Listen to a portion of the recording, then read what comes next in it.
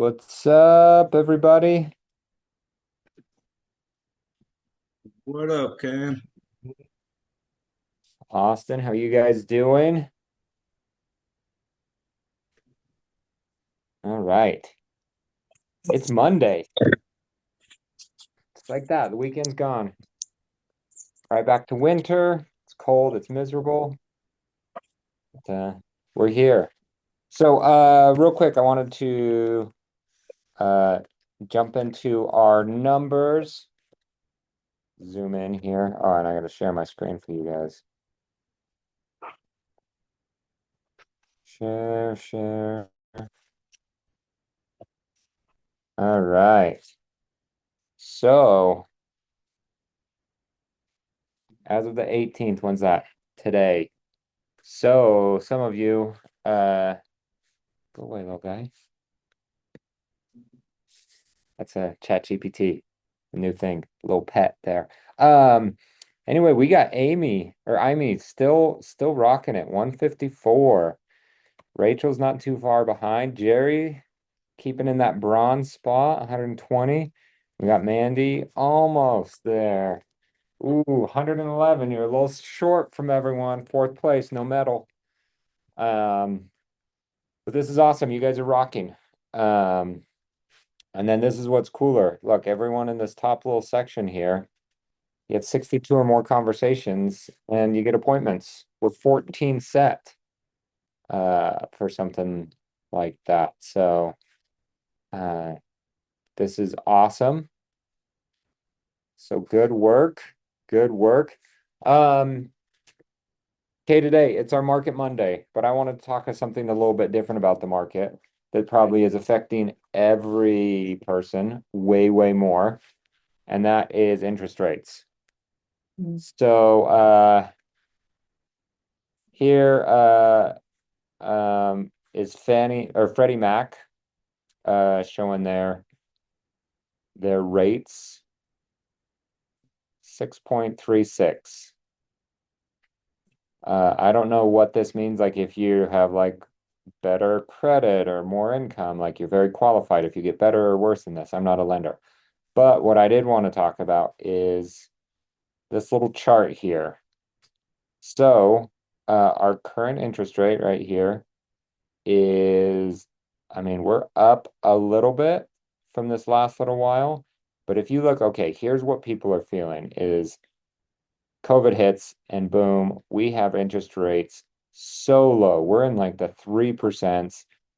2021, the start of 2022, they start inching up and they go up fast. And they go up way fast, way high. We hit 7%. Everyone thought that's crazy. They come back down a little bit and then they came back up 7.79. That was not a happy time in real estate, was it? No, no. So look at that. October 2023. That's the worst we hit. And we've gotten down a little bit. Like here we're just hovering right around six, but again, 6 1/3 is kind of where we're at right now. So even if we just shrink this to not include the craziness, you can see here kind of this last year, uh, we're way better than we have been if we go back When it to dips 2023. between 12 and August, and do you reach out to all your people that are potential buyers and say, hey, Yep. so you know Yeah, it's rates went down a little bit. like, Yeah, the problem is everyone remembers this. So when you're like, oh, rates are down, yeah, but they're thinking, oh, where are they down? yeah. Like, and you're like, oh, they're at 6%.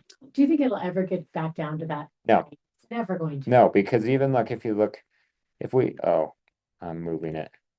If we like spread this out To like 20 years, 30 years. as much as it will let us, there is never a point in history where we hit that. I mean, we got kind of close here for a little bit in 2013.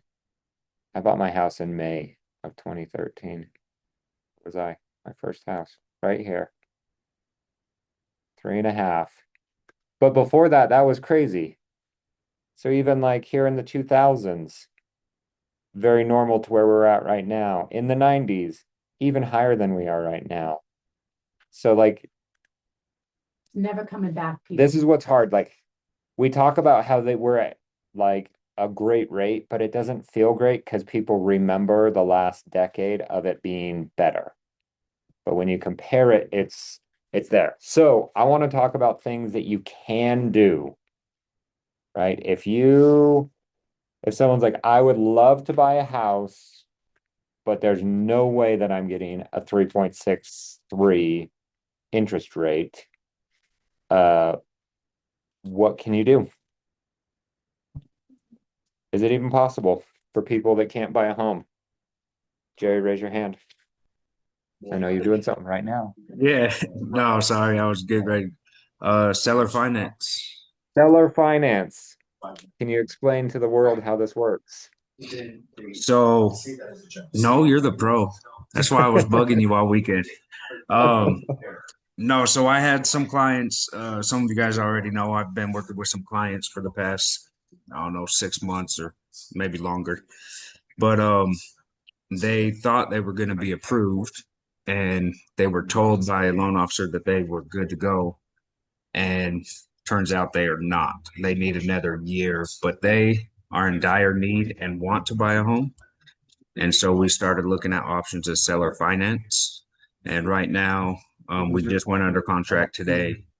They're going to have a 5% interest rate for the next 10 years, which I don't think we'll see. Right. So Yeah. it's definitely a benefit for If they do them. see that, they can always refinance. Yeah. And there's no prepayment penalty, how we wrote it in. So they can refinance at any time and, put it into their name. But it actually might be a good benefit to them of keeping it at 5% for the next 10 years. Yeah.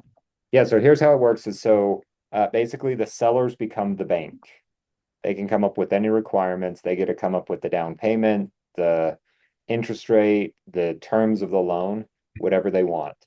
And your buyers pay the sellers. If the sellers still have a mortgage, the sellers pay their mortgage company. Sellers. The sellers pay the mortgage. Yeah, if they still have a mortgage. If they have their house paid off, then they don't have to do that. So, an example for my house payment is like $2,200 or something. So then if I were to sell my house, I could say I'm going to sell it seller financing, and I could just work in the math so that whoever loan it is higher than their payment is higher than $2,200. Every month I would make money as the seller. So usually it's a big down payment and then a monthly payment that is higher than your current mortgage payment. Why would they want to do that? Why would the seller want to do that? What would their benefit to do that? You usually collect a little bit more money, right? Because it doesn't really matter what house prices are, it's what your payment is to most people. Some people do care about house prices. But if I'm like, hey, I could get you a mortgage payment for $2,500 right now, or I could get you twice as big of a house for $2,500, which would you rather have? And they'd be like, well, twice as big. And also they don't have to find a renter, right? Because Don't, that yep. person's invested. Yep. So that's keeping- Yep. So like in my scenario, like I could probably find someone willing to pay me $3,000 a month every single month for my house. So I would get $800 cash You don't have flow. to find renters. And then, yep, there's no renters. If something breaks, the buyers fix it all because I'm not really actually. And when does it owner. go to the buyers? When do they? So get to there's different kinds of seller financing, but you can set it up so as soon as you close, like titles in their name and everything. So the buyers get it on like closing day.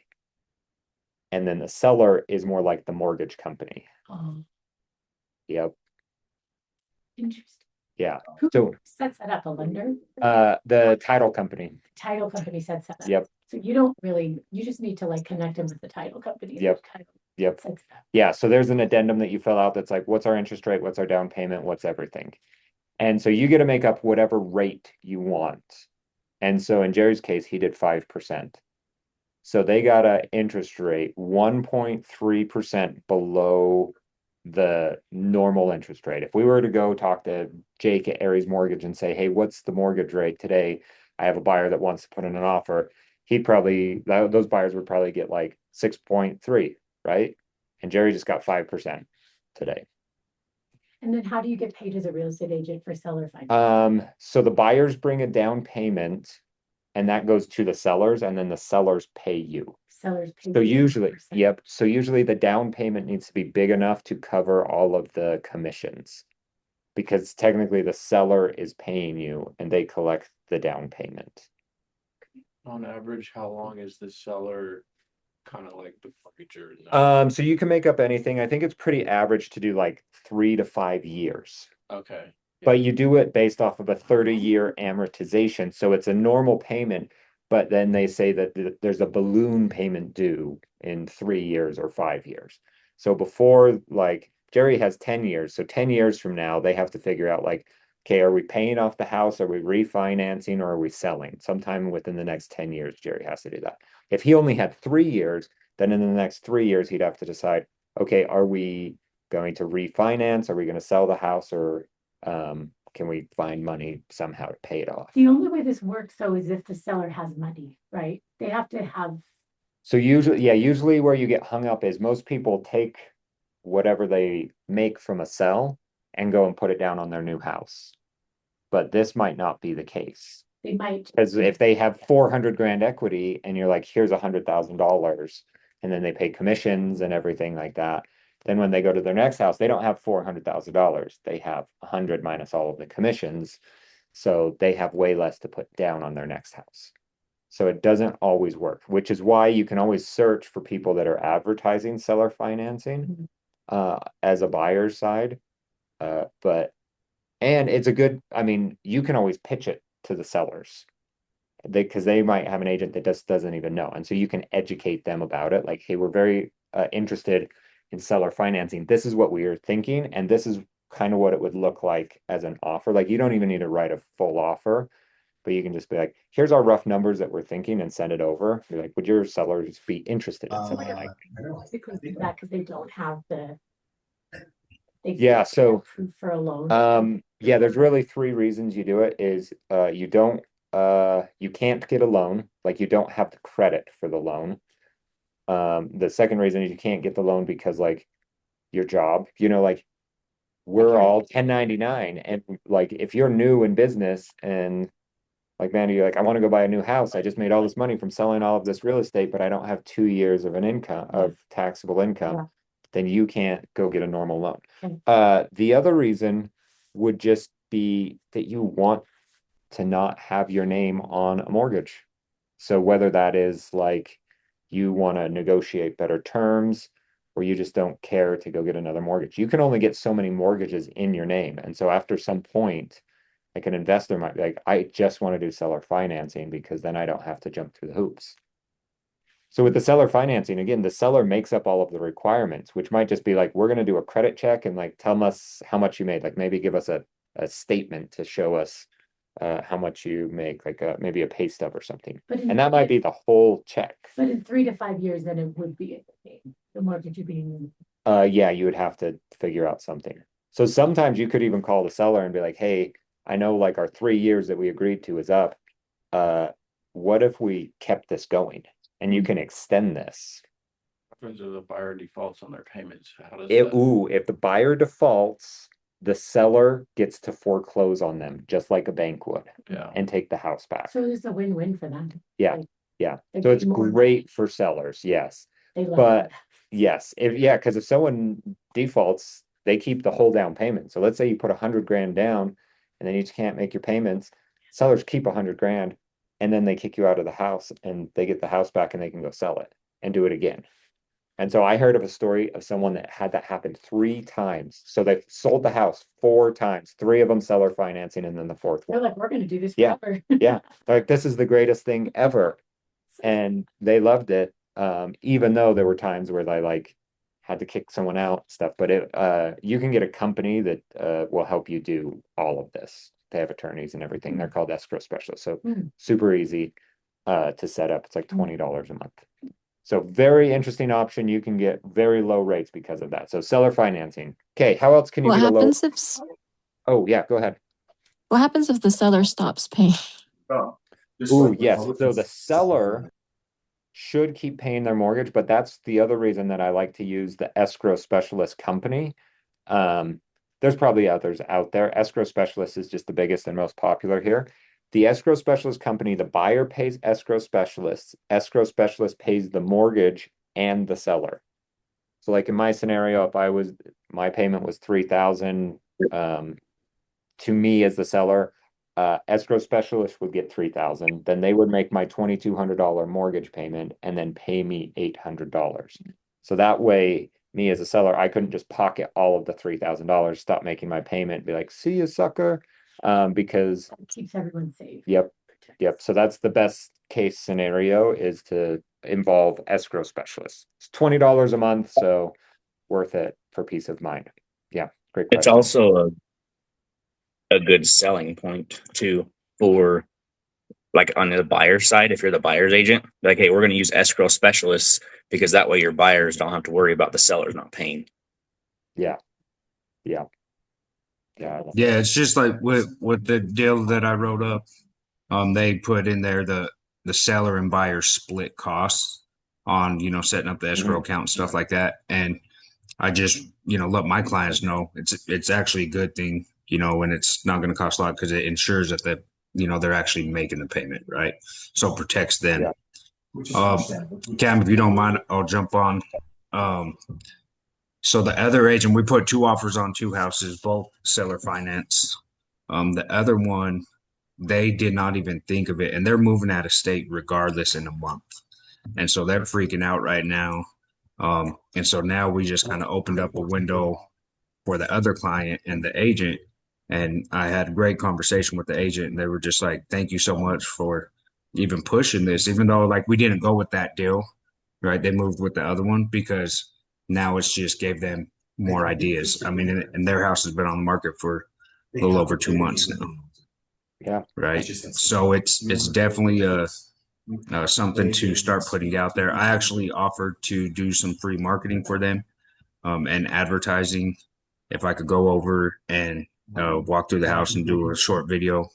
My buddy does digital marketing, and he's a realtor, so it kind of works. But I was like, hey, if you guys are open to it, I'll come walk through, because the agent was so nice, and I feel so bad because she was the better agent to work with, and it was really helping that couple. And my clients were like, no, but we really want this other house. And I'm like, let's go for it. Right. So, Yeah. and, But now and another, it's a great one. and then another thing, just for you guys to start thinking, I've actually known about seller finance, and that's kind of why I suggested it with them for a while, because on the investing side of things, I work with a private lender, and his big ticket is, people flipping houses and doing stuff like that, to eventually start buy a house and then do a seller finance, because you're going to make a lot more money on it. And I think I think the reason why they pushed out 10 years is because this guy is an investor. The house that we're actually buying, he was renting it out as Airbnb, and then it was like a short-term rental. There's actually people staying in it right now. They have like 2 more weeks. And a plus side for your buyers as well on a seller finance is you could close a lot quicker. We're set to close on the 1st of next month. Yeah. So Yeah. it's going to move really quick. Can I ask a question? Yeah. How, like on your side, Jerry, we're new agents, like, did you make any of these, how did you know what for them to even put to offer? How did you, I wouldn't even know how to know. What'd you say, Cam? I couldn't hear. Oh, sorry, you probably can't hear. How did you know how to navigate all this, Jerry? Just through being really invested in my investor side of things. And, and I talked to them about a bunch of different options, because like I said, I've been working with them, and I never want to put them in a bad situation. Right. And so I don't know. I honestly can't be like, oh, it was this that happened. Right. Like it was an option of, they had a very large down payment. So I knew, money talks to a lot of people. And with as much money as they were putting down, they were like, yeah, why not? Like, who wouldn't take this? What did So, So, and the other agent that I was just telling you guys about that was really nice. She worked with Coldwell Banker. She's an older lady. She was amazing, but I actually like what she said. She said, you know, we're not salesmen, we're problem solvers. mhm. And we figured out a way to solve the problem for my clients who were promised that they were going to be, you know, approved. They literally were promised by a lender. And then after they got their pay stub in, they called them as like, no, you need another year, which just crushed, you know, my clients. And they were like, we really want to get at it, you know, get into a house. What can we do? And so I was like, well, here's another option. We could try this. And both of those houses that we put offers in, they were not advertised as seller finance. They actually both, when we first looked at them, because I already knew kind of the credit issues and them being approved, I asked them when we went and looked at those houses about 3 weeks ago if they were open to seller finance, and they said no. And so just following up with them again, once, you know, I was like, okay, well, we'll put an offer in once they get approved. And then once they didn't get approved, I just had a follow up with them. And I said, hey, is there any way you guys are interested again? We would have a very large down payment. And both of these agents talked to their clients and they both, you know, decided that they would do seller finance when initially they were totally against it. Yeah, so when I do seller financing, this is like my spreadsheet that I use, and I can share this with you guys if you want, or if you're ever doing it, come find me and we can fill this out together. So basically, you just start filling out things. What is your purchase price? How much down payment they're going to do? What's the interest rate you're going to do? Like maybe you're doing 5%, and then like Jerry did it for 120 months, 10 years, starting 7/1. Yeah, let's just change the amount to mine so I can see what it is. Yeah. Yeah. Purchase price of 539, down payment of 174. And so then the one key thing to fill out all of like what the seller will need is if you know their mortgage information.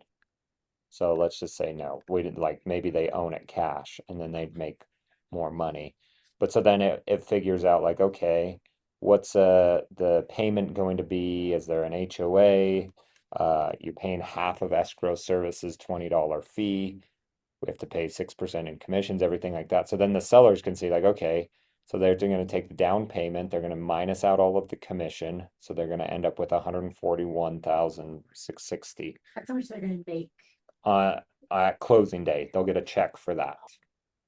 Then, in this example, we're saying that they own it free and clear, so they're going to end up with a lot of money. So then every month the payment is going to be this 1959.40, and they don't have a mortgage payment, so they're going to net that every single month. And then after 10 years, they're going to have to pay off whatever's left. So they end up making 674 over the course of 10 years. The last bit. No, the Buy- buyer pays that. Yeah. Oh, they have to be preparing, or Yep. they could ask for it for another 10 years. Yeah. The seller, Or refinance or whatever. the seller would be like, yeah, you Yeah. have to. Yeah. If you're making 2 grand a month, like, yeah, let's just renegotiate your loan. Yeah. But so like in this scenario, like out over a decade, they make 674,000 rather than 539,000. So they're making way more money over the course of a decade by doing seller financing. Mm. The one challenge is they just don't have usually enough money to go buy the next thing, type of an idea.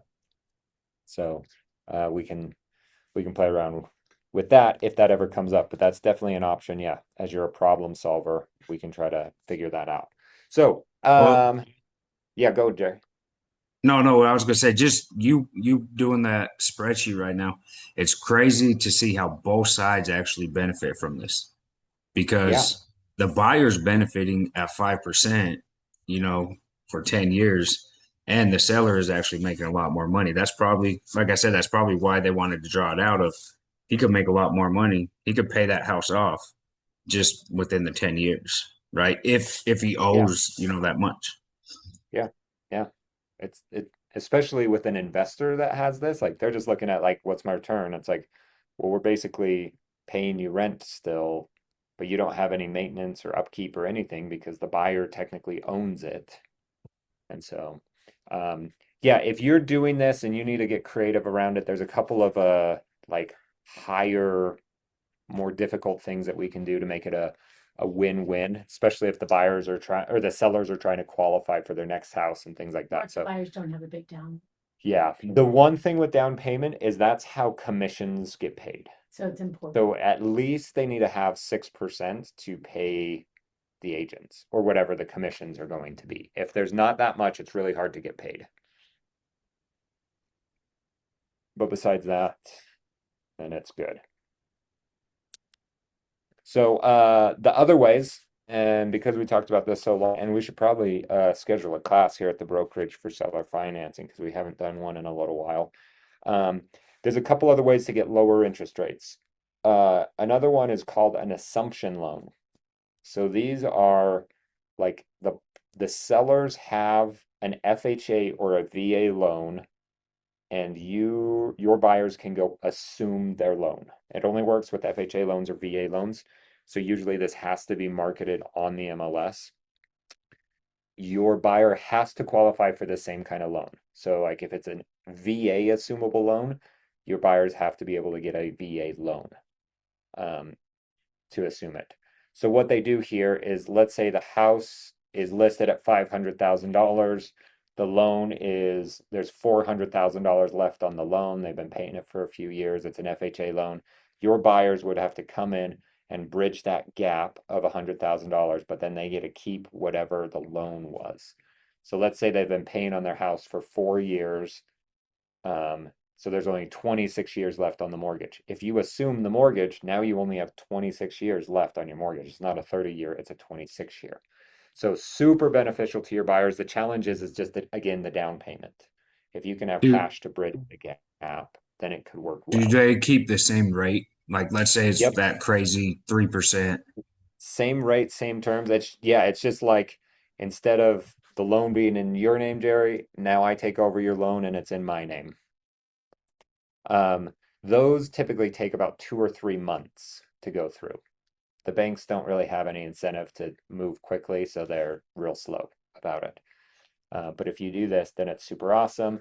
And it is an option to get through it. You just use their lender.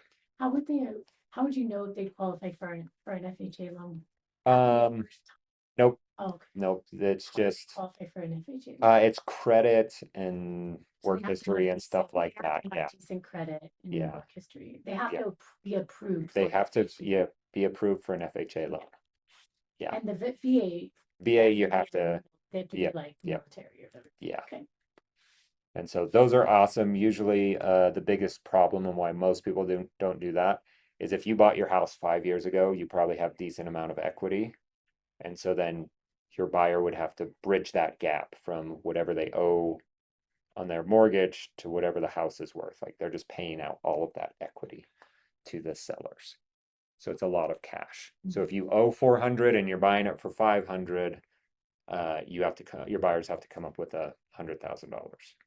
But if they have that, it's super awesome because then they can get a super low rate. Me and my wife just helped someone do this. They closed like January 3rd or something like that, and they have a 3.25% interest rate, but they put down $110,000. But that's a great way. The other very big way to do this is new construction. They often have a lot of incentives. So keep an eye out for those. There's not a good like list of these. You just have to keep an eye. So, when you're like, looking for your buyers. Yep, when you're looking for buyers, What does it sound like? What does it look like on the MLS? they will usually say something like It's on MLS. incentive. If you use our lender, we'll do this thing. And then as you get to know these other new construction agents, they'll usually like create email lists and stuff like that. So like Edge Homes has a lot that they'll text out. Fieldstone, I know, is doing something right now, like a 5%.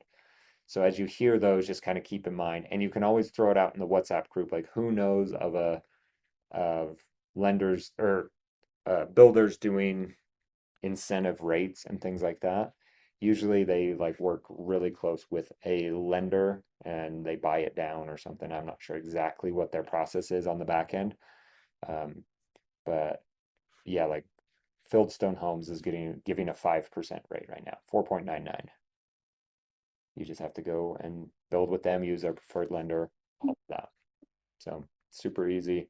Yeah, so find those kind of things. So those are probably the biggest three ways to do it. Seller financing, assumable loans, and then find that. The other thing is if you talk to your lender, there are things that they can do in terms of buying down the rate, or there's different types of loan programs and things. Like there's this thing called a 2-1 buy down, and they can do it over multiple years too. But like the simplified version, the 2-1 buy down is the first year your rate is 2% lower. And then after that, your rate becomes 1% lower after that year. Then the next year, your rate is the same. So like, let's say if you got a 6% rate, your first year it would be a 4% rate. Your second year it would be a 5% rate. Then the rest of the loan would be at 6%. You have to qualify for the 6% loan, but basically you're just paying interest up front to make it work. So you usually just get a bunch of closing costs. So if you're like, how do we make this work? The answer is talk to a lender. So now think through these things because the whole other option is helping people with a down payment, which is their other big challenge. And so if someone's like, I don't have a down payment, then it's like, well, great. If you can qualify for a loan, we can go find down payment helping programs. There's a better word for that. And then you can maybe not, yeah, assistant.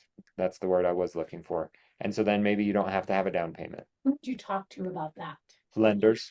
Lenders know about it. Lenders know all of these things. And then as these lenders tell you about any of these things, like if you hear, like there's one in Eagle Mountain, I know very little details. All I know is that there is a forgivable grant that the buyers can get that will cover their down payment if you're moving to Eagle Mountain. That's 100% of the knowledge that I know. I could go throw that out there on social media or as I'm making my calls and say, hey, I actually just found this lending program that will pay you the down payment and it's forgivable. So it's not like a second mortgage or anything like that. It's a forgivable down payment that you can have if you're looking to move to Eagle Mountain. Do you know anyone that would love to buy a house, but their biggest challenge is the down payment? And if someone's like, oh yeah, my niece or my nephew, whatever, oh, my friend would love to buy a house. It's like, great, give me their info. I can connect them with my lender, and then the lender can do all of it to make sure they qualify. And then you're the agent.